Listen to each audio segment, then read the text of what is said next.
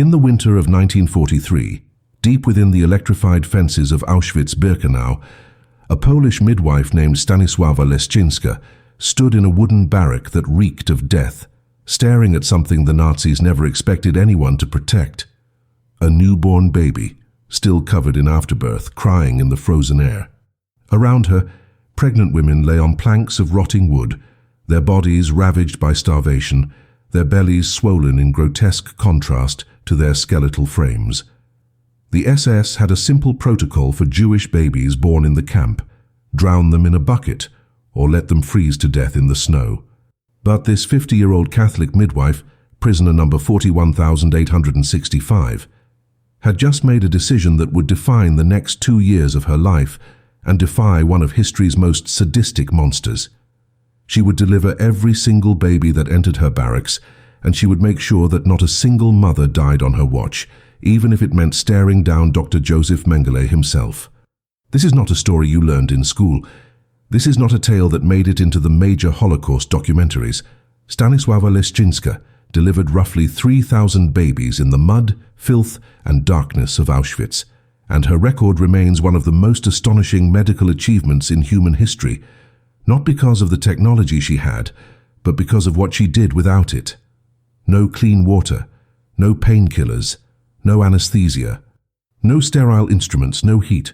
She had rags, her hands, and an unshakable belief that every life mattered, even in a place specifically designed to extinguish it. While Mengele conducted his horrific experiments on twins just a few barracks away, Stanisława was delivering babies in secret, hiding them from the guards, wrapping them in scraps of cloth stolen from the dead, and whispering prayers over mothers who had every reason to believe their children would not survive the night. Before Auschwitz, Stanisława Leszczyńska lived a quiet life in Łódź, Poland, where she had built a reputation as one of the most skilled midwives in the city. She had been delivering babies since 1922, and by the time the Nazis invaded Poland in 1939, she had already brought thousands of children into the world. But Stanisława was not just a midwife. She was a member of the Polish underground resistance, and her small apartment became a hiding place for Jews fleeing the Łódź ghetto.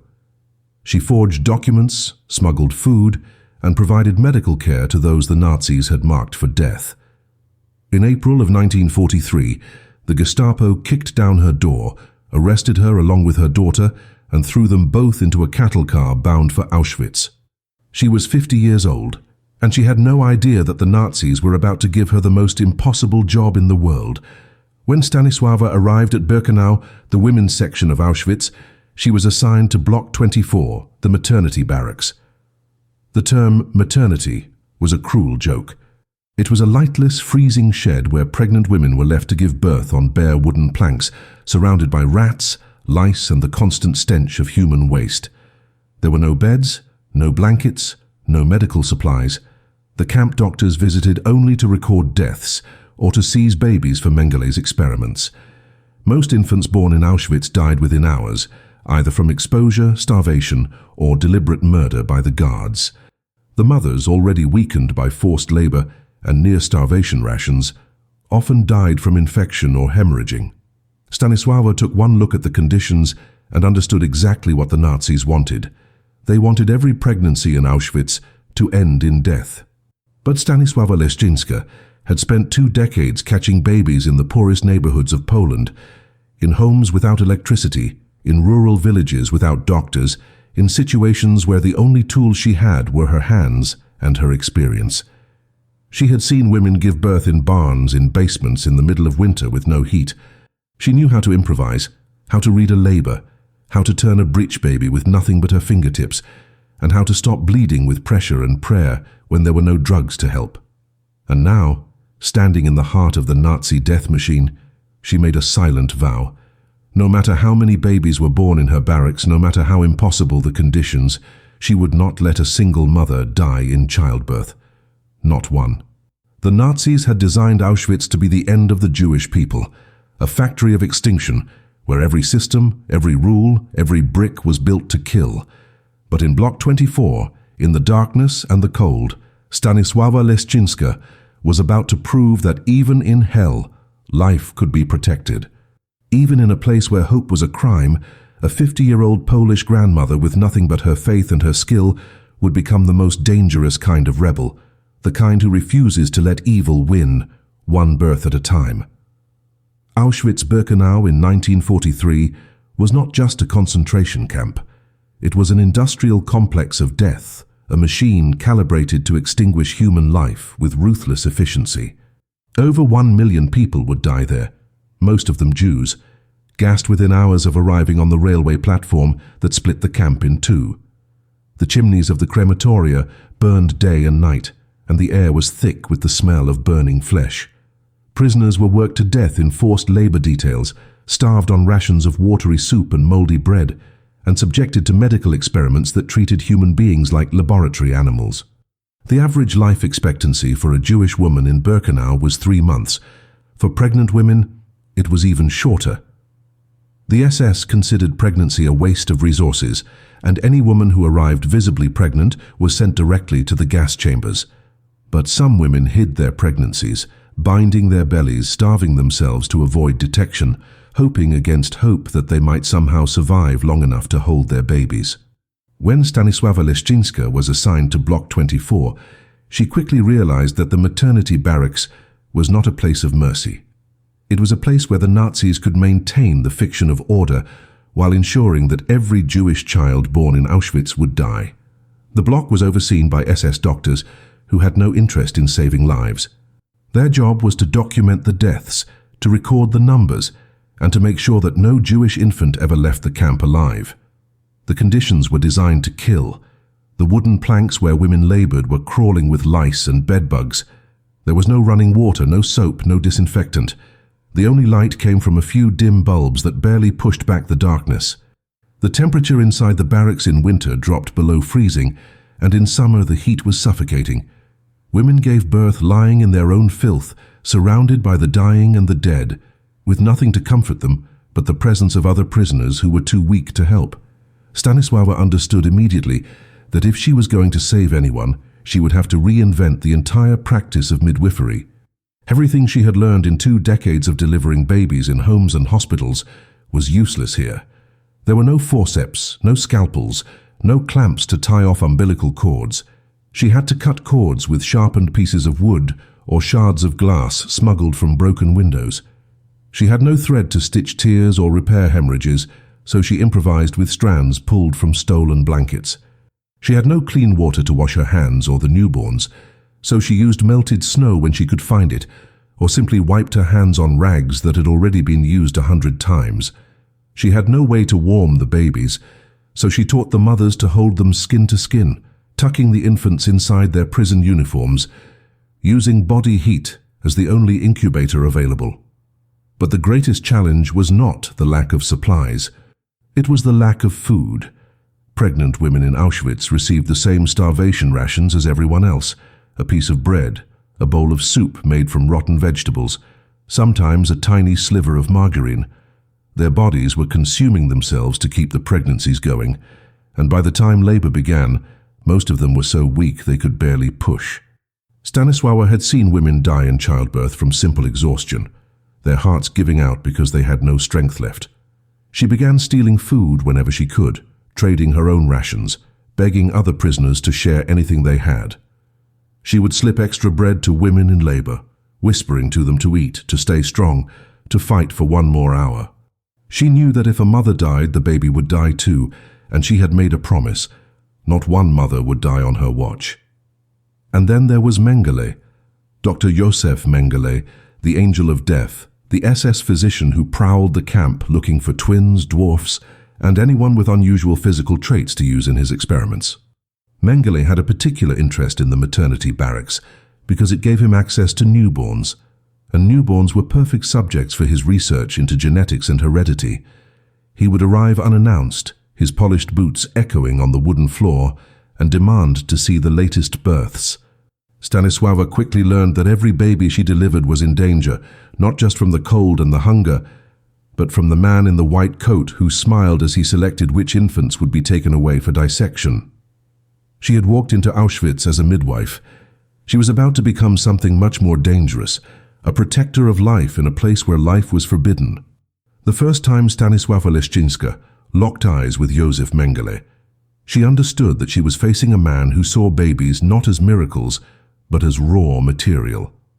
Mengele would sweep into Block 24 with his leather gloves and his meticulously tailored uniform, flanked by SS guards, and he would inspect the newborns like a farmer examining livestock. He was particularly interested in twins, and any woman who gave birth to twins in Auschwitz knew that her children would be taken within hours. Mengele would inject them with diseases, dissect them while they were still alive, or simply kill one to see how the other reacted. Stanisława watched him take babies from screaming mothers, watched him hand them to nurses who carried them away to his laboratory, and she knew that every single one of those infants would be dead within days. But Mengele had a rule. He did not take babies directly from the delivery room. He waited until they were registered, until Stanisława had written their names in the camp logbook. And that gave her a weapon. Stanisława began to falsify records. If a baby was born dead or died within the first few hours, she would delay reporting it. She would keep the body hidden, wrapped in rags, and when Mengele came looking for fresh subjects, she would tell him that there were no new births, or that the only babies born that day had already died. She learned to read his moods, to distract him with paperwork, to stall him with questions about medical procedures. She became a master of misdirection, and every day that she kept a living baby out of Mengele's hands was a small victory. But she could not save them all.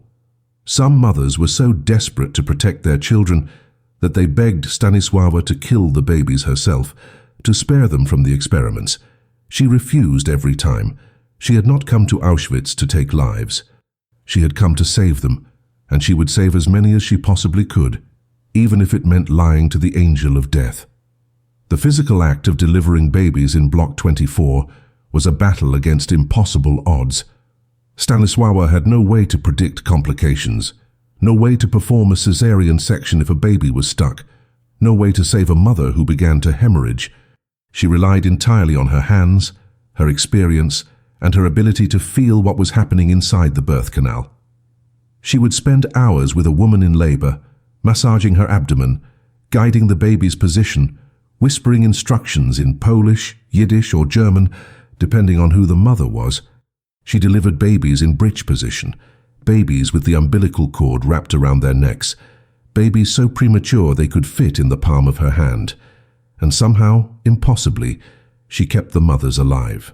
She had trained herself to recognize the early signs of infection, of shock, of postpartum collapse, and she would intervene with whatever tools she had, even if that meant nothing more than elevating a woman's legs, packing her with rags to stop bleeding, or forcing her to drink melted snow to stay hydrated. But the real miracle was not just that Stanisława kept the mothers alive, it was that she kept them human. In Auschwitz, the Nazis had systematically stripped prisoners of everything that made them people. They shaved their heads, tattooed numbers on their arms, dressed them in identical uniforms, and forbade them from using their names. Women were not allowed to touch each other, to cry, to pray, or to show affection.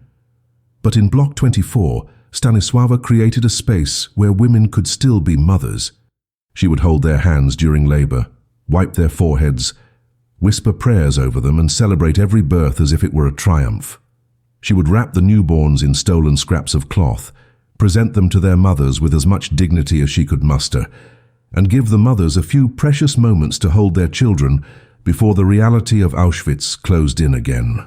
She treated every woman as if she mattered, as if her pain mattered, as if her baby mattered. And in a place designed to convince people that they were worthless, that small act of recognition was a form of resistance more powerful than any weapon. By the summer of 1943, word had spread through the women's barracks that the Polish midwife in Block 24 could be trusted. Women who went into labor would beg to be brought to her, and Stanisława would work herself to exhaustion, delivering baby after baby, sometimes 3 or 4 in a single night. She slept in short bursts, always listening for the sound of a woman crying out in labor, always ready to move. Her hands were raw and cracked, her body was skeletal from giving away her own food, and she was covered in lice and sores. But she refused to stop. Every baby she delivered was a refusal to accept the Nazi vision of the world. Every mother she saved was proof that even in Auschwitz, humanity could survive. The babies born in Block 24 faced a death sentence that had nothing to do with disease or childbirth complications. It was a sentence written into the bureaucratic machinery of the Nazi regime itself. Jewish babies, according to SS policy, were not permitted to live. If they survived the birth, they were to be disposed of immediately, either by drowning, lethal injection, or deliberate exposure to the cold. The guards treated these murders as routine administrative tasks, no different from processing paperwork or distributing rations. Some babies were simply taken outside and left in the snow until they stopped breathing. Others were drowned in buckets of water right in front of their mothers. A few were handed over to Mengele, who would use them in experiments that involved injecting their eyes with chemicals to see if he could change their color, or infecting them with diseases to study the progression of illness in newborns.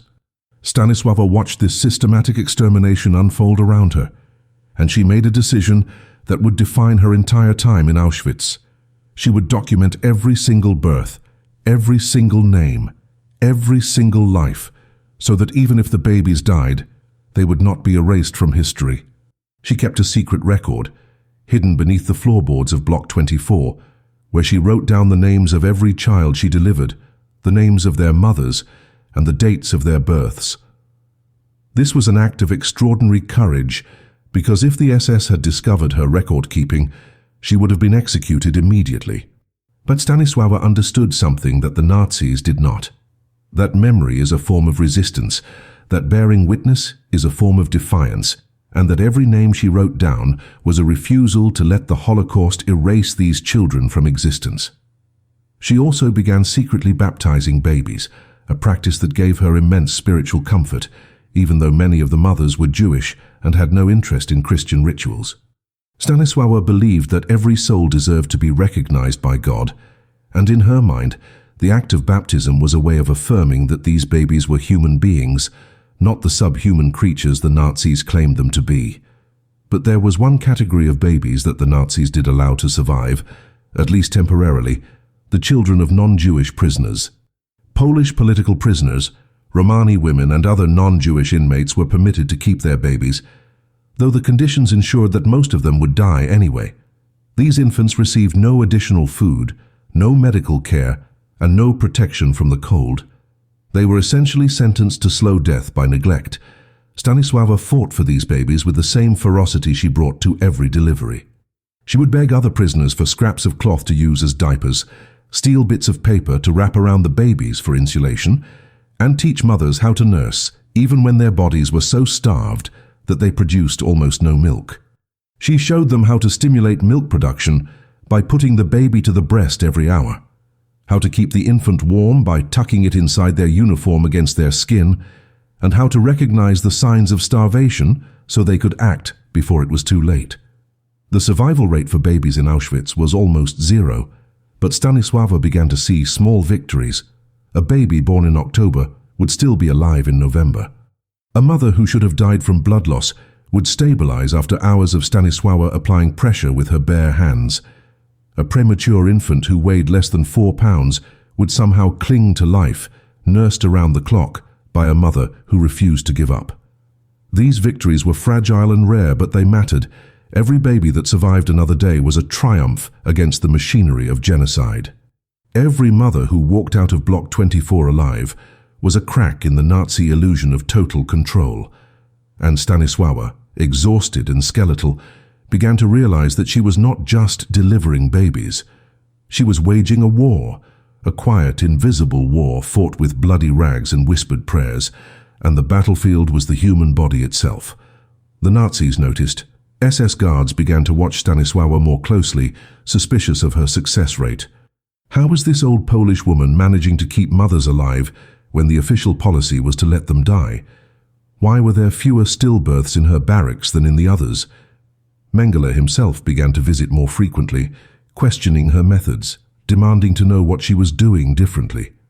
Stanisława would smile politely, speak in broken German, and play the role of the simple, uneducated midwife who was just following orders. But behind that facade, she was calculating every move, every lie, every delay. knowing that one mistake could cost her life and the lives of every woman and child in her care. The stakes had never been higher, and the next phase of her battle was about to begin. By the winter of 1944, Stanisława Leszczyńska had developed a system that operated entirely in the shadows of the Nazi command structure. She had learned which guards could be bribed with stolen bread, which nurses could be trusted to look the other way, and which moments of the day offered the greatest chance of moving undetected through the camp. She built a network of women prisoners who acted as her assistants, lookouts, and smugglers. Some were doctors or nurses before the war, others were simply mothers who understood what Stanisława was trying to do and wanted to help. Together they created an underground supply chain that funneled scraps of cloth, bits of string, pieces of paper, and anything else that could be used to care for newborns. A woman working in the camp laundry would steal rags. A prisoner assigned to the kitchens would hide a potato in her clothing and smuggle it to Block 24. Another would trade her bread ration for a scrap of wool that could be used to wrap a baby. These acts of solidarity were punishable by death, but the women did them anyway, because Stanisława had given them something they thought they had lost forever: a reason to care about the future. The greatest challenge Stanisława faced was not the lack of medical supplies or the cold or even the constant threat of Mengele. It was the starvation. Pregnant women in Auschwitz were consuming fewer than 800 calories a day, barely enough to keep their own hearts beating, let alone sustain a growing fetus. Their bodies were cannibalizing muscle and bone to feed the babies inside them, and by the time labor began, many of them were so weak they could not push. Stanisława had delivered hundreds of babies in Poland, where the mothers were poor, malnourished, and exhausted, but nothing had prepared her for the sheer physical devastation of Auschwitz. She began to develop techniques to compensate for the mother's weakness. She would position them in ways that used gravity to help the baby descend.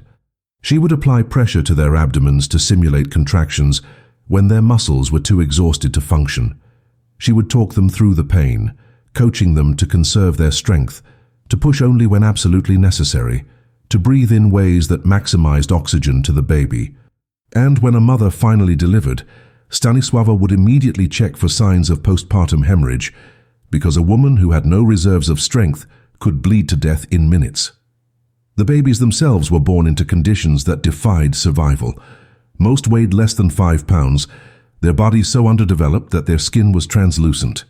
They had no fat reserves, no ability to regulate their own body temperature, and no immune systems to fight off the infections that thrived in the filth of Block 24. Stanisława knew that in a normal hospital, these babies would be placed in incubators, given supplemental oxygen, and monitored around the clock. But in Auschwitz, the only incubator was the mother's body. She taught mothers to practice skin-to-skin contact constantly, to never let the baby leave their chest, to sleep sitting up so the infant stayed warm. She showed them how to recognize the signs of hypothermia, how to rub the baby's limbs to stimulate circulation, and how to nurse even when they were certain they had no milk. She explained that the act of suckling would trigger milk production, that the body would respond even in starvation, and that they had to trust the process even when it seemed hopeless. But Stanisława could not save the Jewish babies. No matter how skilled she was, no matter how many techniques she invented, the SS had decided that Jewish children would not be allowed to live, and there was nothing she could do to change that. Some mothers would beg her to hide their babies, to smuggle them out of the camp, to find a way to save them. She had to look these women in the eyes and tell them the truth. There was no escape. The fences were electrified, the guards were everywhere, and any attempt to hide a baby would result in the execution of everyone involved. All she could offer was a few hours of dignity, a chance for the mother to hold her child, to whisper a name, to say goodbye. And then the baby would be taken, and Stanisława would add another name to her secret list, another life that the world would try to forget. Yet even in the face of this relentless death, Stanisława refused to surrender. She had delivered over 1,000 babies by the end of 1944, and not a single mother had died in childbirth under her care. That record was unheard of, even in the best hospitals in Europe, and it was a statistical impossibility in Auschwitz.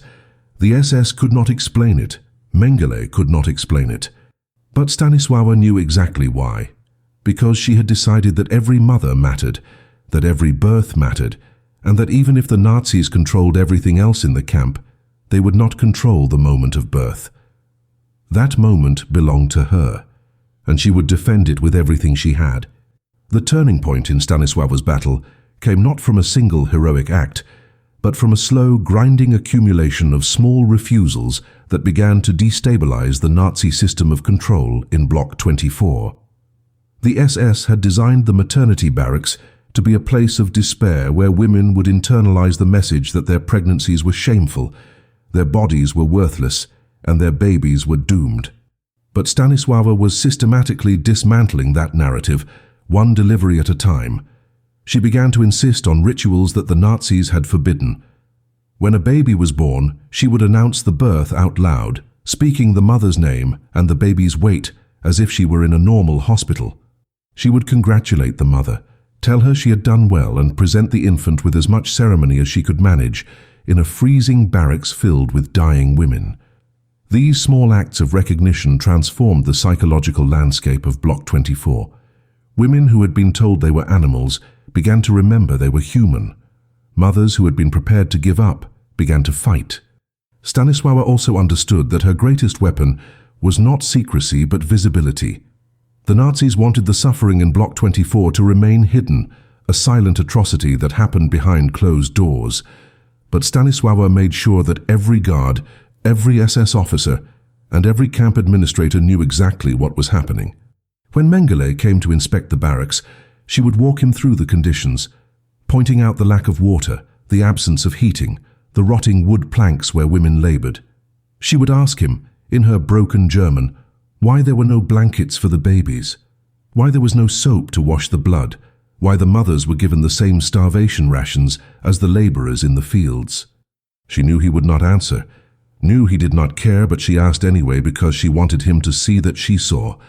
She wanted him to know that someone was bearing witness, that someone was keeping score, and that one day, when this was over, the world would know what had been done in this place. Her defiance took other forms as well. The SS had ordered that all Jewish babies were to be killed immediately, but Stanisława began to delay. She would tell the guards that a baby had been stillborn when it was actually alive, hiding the infant under a pile of rags until the guards left. She would claim that a baby had died in the night and needed to be disposed of, then quietly return it to its mother for a few more hours of life. She could not save these children permanently, but she could give them time, and time was the only gift she had. Some babies lived for a day. Some lived for a week. A few lived long enough to be smuggled out of Block 24 by prisoners who were being transferred to other camps, though Stanisława never knew if any of them survived. What she did know was that every hour a Jewish baby stayed alive was an hour the Nazis did not get to decide when that life ended. But the cost of this defiance was brutal. Stanisława was beaten multiple times by guards who suspected she was hiding babies.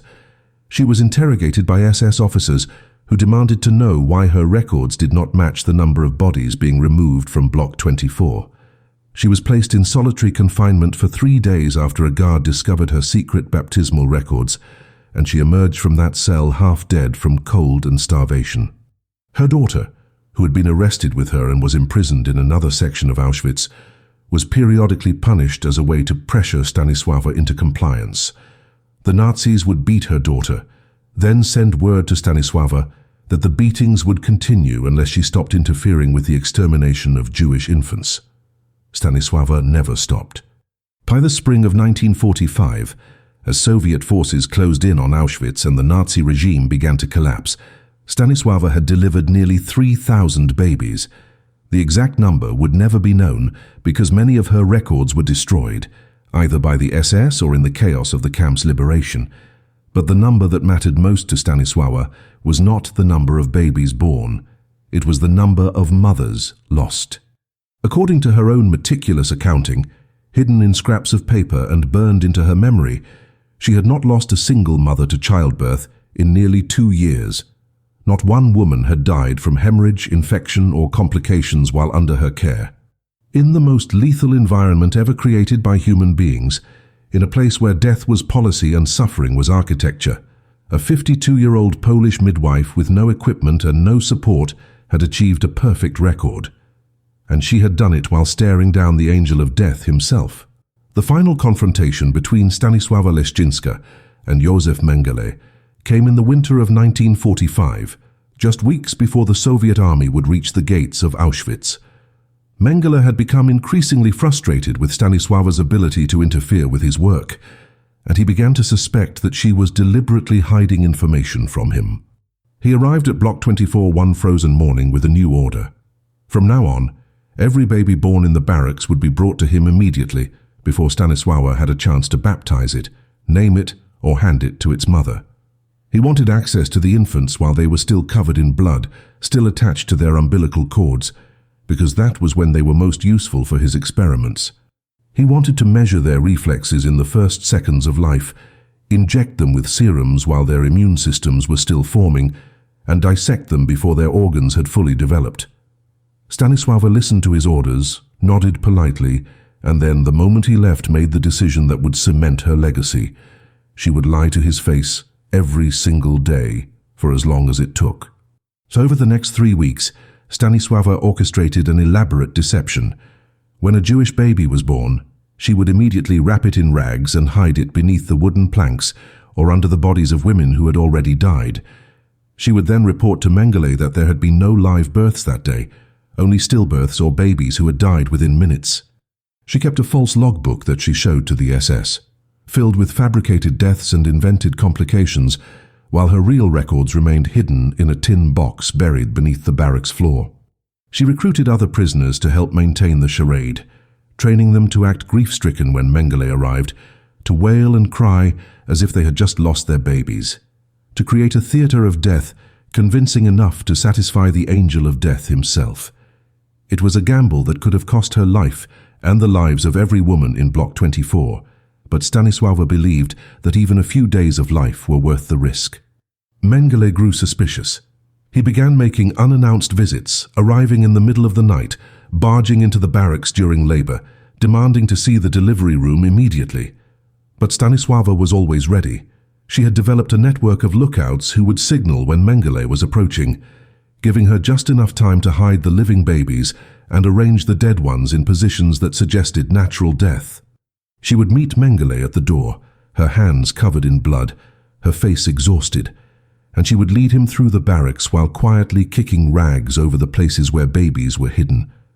She would speak to him in calm, clinical terms, explaining each stillbirth, each complication, each tragedy, and Mengele would listen, his cold eyes scanning the room for inconsistencies. But he never found them. Stanisława had become a master of survival in a world where the truth was a death sentence. The women in Block 24 began to see Stanisława as something more than a midwife. They began to see her as a shield, a protector who stood between them and the machinery of genocide. Mothers would refuse to let anyone else attend their births, waiting hours in agony until Stanisława was available. Women who had given up hope would cling to her, begging her to promise that their babies would be safe, and Stanisława would make promises she knew she could not keep. She would tell them that their children mattered, that their pain mattered, that they were not alone. And in the moments after a birth, when a mother held her baby for the first time, Stanisława would see something that the Nazis had tried to extinguish: joy. It was brief, fragile, and surrounded by death, but it was real. And every time Stanisława saw that joy, she knew that she was winning, because the Nazis could control the camp, they could control the gas chambers, they could control the crematoria, but they could not control the moment when a mother looked at her child and chose to love. But the price of that victory was unbearable. Stanisława had watched hundreds of babies die, had held them as they took their last breaths, had wrapped their tiny bodies in rags and handed them to guards who threw them into mass graves. She had listened to mothers scream as their children were taken, had watched Mengele walk away with infants tucked under his arm like laboratory specimens, and she had been powerless to stop it.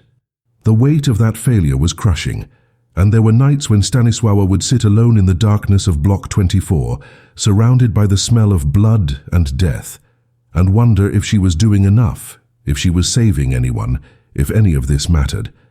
And then morning would come and another woman would go into labor, and Stanisława would wash her hands in melted snow and begin again. On January 27, 1945, the Soviet army liberated Auschwitz-Birkenau.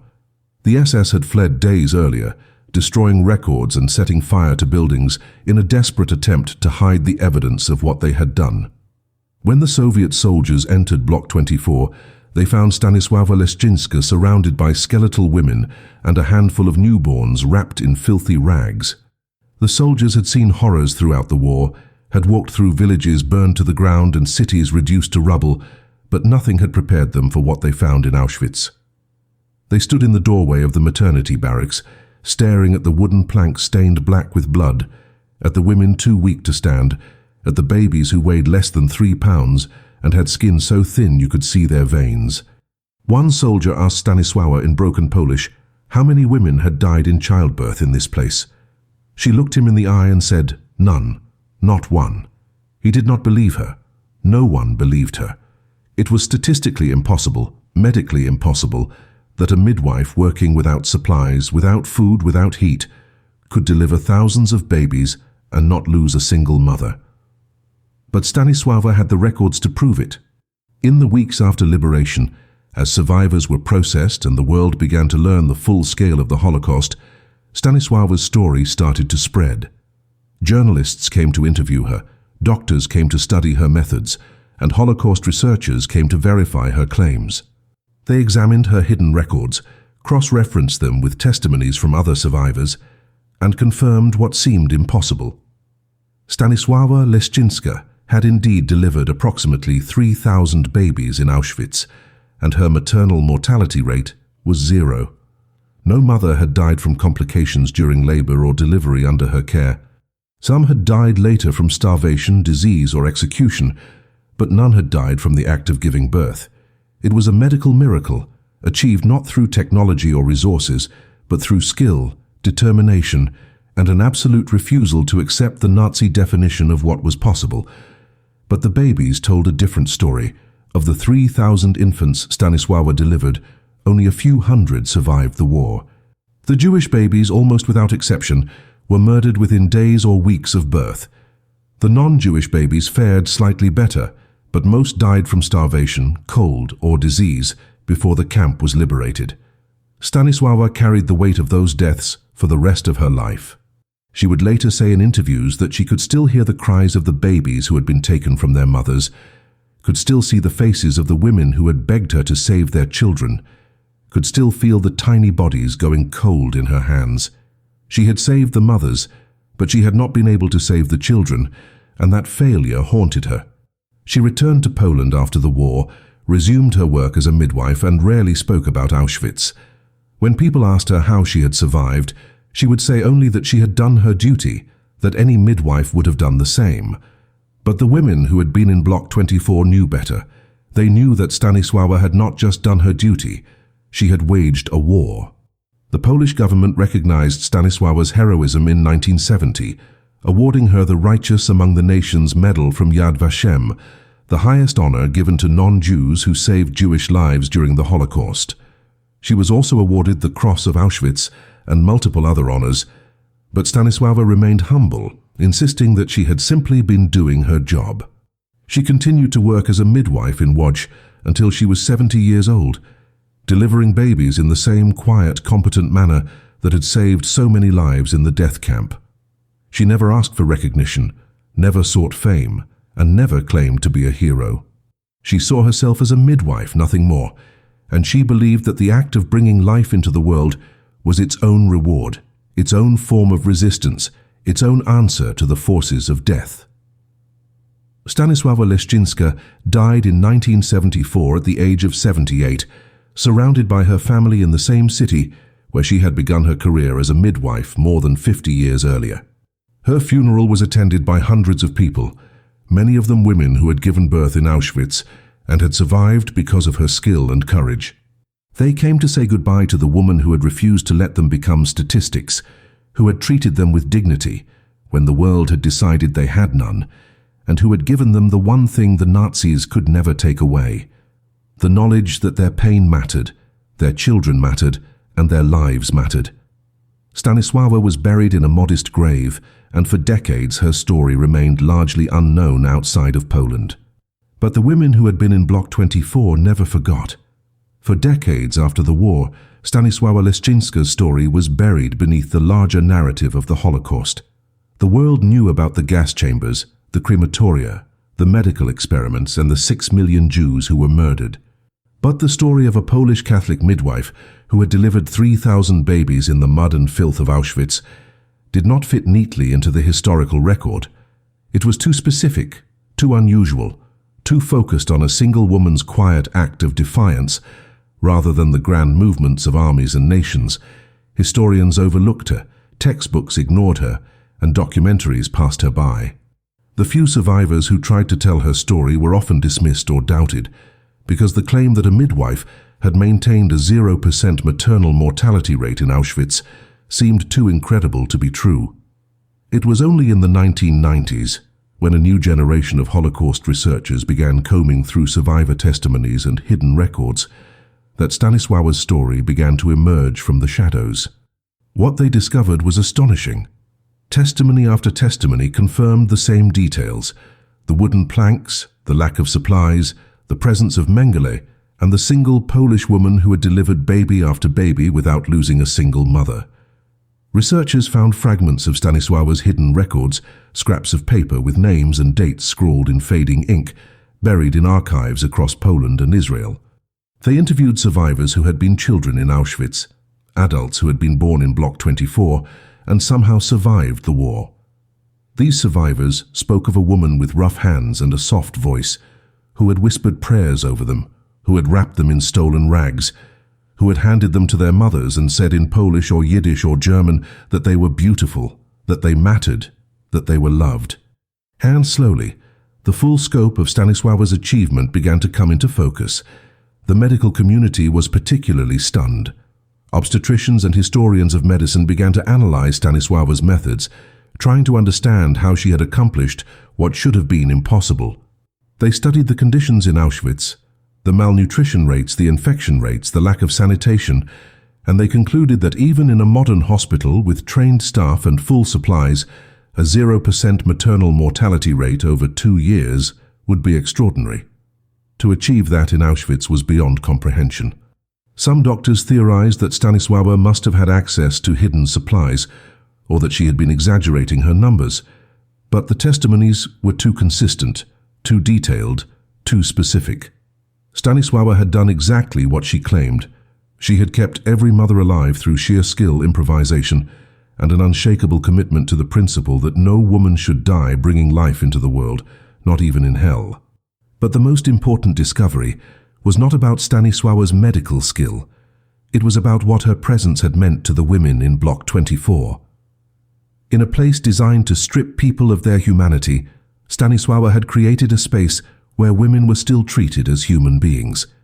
She had given them dignity in their most vulnerable moments, had recognized their pain, had celebrated their strength, and had honored their children. For many survivors, the memory of Stanisława was the only positive memory they had of Auschwitz, the only moment when someone had looked at them and seen a person rather than a number. That psychological impact was immeasurable, and it had ripple effects that lasted for generations. Women who had given birth in Block 24 went on to have families, to build lives, to raise children who would never have existed if Stanisława had not kept their mothers alive. The exact number of descendants is unknown, but conservative estimates suggest that thousands of people alive today owe their existence to the work of a single Polish midwife who refused to accept the Nazi vision of the world. In 2006, the Catholic Church in Poland began the process of beatification for Stanisława Leszczyńska, recognizing her as a candidate for sainthood. The process is ongoing, but for the women who knew her, the title is irrelevant. They do not need the church to tell them that Stanisława was a saint. They already know. They remember the woman who held their hands in the darkness, who whispered that they would survive, who delivered their babies with hands that shook from cold and hunger, and who never, not once, let them believe that their lives did not matter. Stanisława Leszczyńska was not a saint because she performed miracles. She was a saint because she refused to stop being human in a place that demanded inhumanity. And that refusal, quiet and relentless, was the most powerful form of resistance the Nazis ever faced. Today, Stanisława Leszczyńska's name is slowly beginning to appear where it belongs, in textbooks, in museums, in documentaries, and in the conversations we have about what resistance truly means. But her story is still not widely known, especially outside of Poland, and that silence is not accidental. The Holocaust is often remembered through the stories of armed resistance, of uprisings and escapes, of partisans in the forests, and prisoners who fought their guards. Those stories are important, vital, and deserve to be told, but they are not the only form of resistance. Stanisława Leszczyńska proved that resistance can also be a woman with bloody hands, standing between a mother and death, a midwife who refuses to let the machinery of genocide dictate the terms of birth, a grandmother who hides babies under floorboards and lies to the angel of death. Her resistance was quiet, unglamorous, and invisible to history for decades. But it was no less powerful, no less heroic, and no less essential to the survival of the human spirit. The reason Stanisława's story has been overlooked is the same reason it is so important. We tend to celebrate resistance that looks like war, that involves weapons and strategy and dramatic confrontations. But most resistance does not look like that. Post-resistance looks like a teacher secretly educating children in a language the occupiers have banned, like a farmer hiding food from soldiers, like a nurse treating the wounded, even though she knows she will be executed if she is caught. Most resistance is quiet, daily, and performed by ordinary people who simply refuse to collaborate with evil, even when collaboration would be easier, safer, and more rational. Stanisława was not a soldier. She was not a spy. She was a 50-year-old midwife who had spent her life catching babies in poor neighborhoods, and when the Nazis threw her into Auschwitz, she did the only thing she knew how to do. She kept catching babies. And in doing so, she saved lives, preserved dignity, and proved that even in the most totalitarian system ever created, individual human beings still have the power to choose compassion over cruelty. The legacy of Stanisława Leszczyńska extends far beyond the 3,000 babies she delivered. Her story has become a symbol of the limits of totalitarian power, a reminder that no matter how thoroughly a regime controls the physical world, it cannot control the human will. The Nazis controlled every aspect of life in Auschwitz: the food, the water, the air, the movement of bodies, the flow of time. They decided who lived and who died, who worked and who was gassed, who was useful and who was disposable. But they could not control Stanisława's decision to treat every mother with dignity. They could not control her refusal to let a single woman die on her watch. They could not control the names she whispered over newborns, the prayers she said in secret, the records she kept hidden beneath the floorboards. And because they could not control those things, they did not have total power. Stanisława's story is proof that totalitarianism, no matter how brutal, is never complete, and that individual acts of decency can create cracks in the foundation of even the most monstrous systems. If you take one thing away from this story, let it be this: heroism does not always look the way we expect it to. It does not always come with medals, recognition, or dramatic moments captured on film. Sometimes heroism is a woman working herself to exhaustion in a freezing barracks, delivering babies with her bare hands, refusing to accept that any life is disposable. Sometimes heroism is surviving another day, keeping another mother alive, adding another name to a hidden list so that the world will remember. Stanisława Leszczyńska did not set out to be a hero. She set out to be a midwife. But in refusing to abandon her calling, even in Auschwitz, she became something more: a witness, a protector, and a reminder that the choice to be human is always available, even when the world is burning. Stanisława Leszczyńska delivered 3,000 babies in the mud and darkness of Auschwitz-Birkenau, and she did not lose a single mother. That record stands as one of the most extraordinary achievements in the history of medicine, and it was accomplished not in a gleaming hospital with advanced technology, but in hell with nothing but skill, courage, and an unbreakable commitment to the idea that every life matters. Her story has been forgotten, overlooked, and buried beneath the larger narratives of the Holocaust. But it is a story that deserves to be told, retold, and remembered, because it teaches us something essential about the nature of resistance, the power of compassion, and the indestructible resilience of the human spirit. The Nazis tried to turn Auschwitz into a factory of death, a place where humanity itself would be extinguished. But in Block 24, a Polish grandmother with bloody hands and an unshakable faith proved them wrong, one birth at a time. And that, more than any monument or memorial, is the ultimate defeat of everything the Nazis stood for.